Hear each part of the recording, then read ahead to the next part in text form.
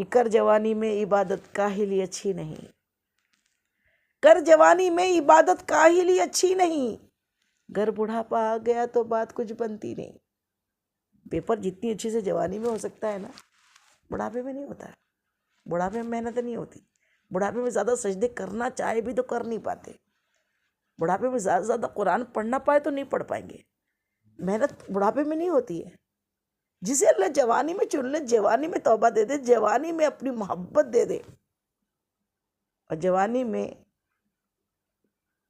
अल्लाह का जिक्र करने वाला बने, उससे बड़ा किस्मत वाला कोई भी। अब हम बात करते हैं, ये तो ज़िंदगी हुई और ज़िंदगी दारुल अमल है और आराम करने के लिए आखिरत में जन्नत है। लेकिन दुनिया इस ज़िंदगी में पेपर के टाइम इमेजिनेशन करे, एग्जामिनेशन सेंटर है,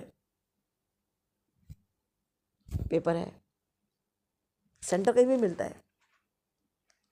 ऐसी जगह मिलते हैं यूनिवर्सिटी का सेंटर तो बहुत दूर दूर तक भी होता है कभी कभी, और कहीं वहाँ ढंग से पानी नहीं है, टेबल हिल रहा है, और उसमें भी तकलीफ़ के आलम में भी स्टूडेंट जो होता है ना, विद्यार्थी, तालिब इल्म, वो बराबर अपना पेपर लिखता है। क्यों लिखता है?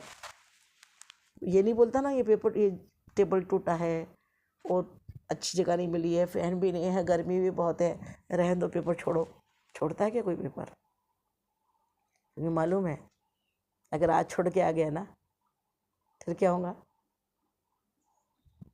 फिर 1 साल बर्बाद हो जाएगा।